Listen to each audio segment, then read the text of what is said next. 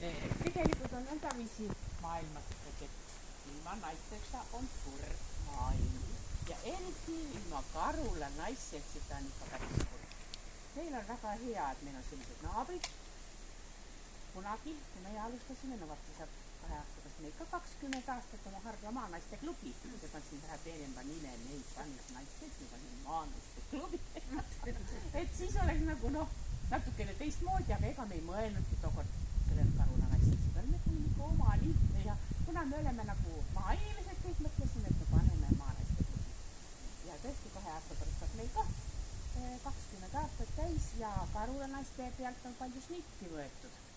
Sellepärast, et te olete nii tegusad ja tublid ja oleme meid alustanud ja nii nagu mõniste naisselts oli ka selline seltskond, kes meil käisid külas ja andsid nõu ja jõudu meile ja ega meie nüüd nii kõvasti käsitööd kindlasti ei tee. Et meil ei ole nii nutikaid tegijaid, aga ja need, kes olid, nüüd lihtsalt tänaseks päevaks enam ei ole meie hulgas. Nii et aga mõned on muidugi jäänud, kui me väga pingutame, võib-olla seda on ikka natuke teha näputööd ka.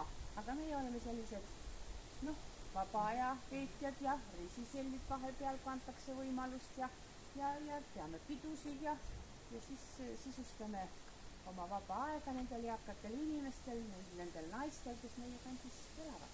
Aga Hardla maanaiste klubi sooviks Karula naisseltsile teil ikka jätkuks seda indu ja rõõmu ja jaksu ja kõike ja seda niisugust särtsu, sellepärast et ilma naisteta on kurb maailm.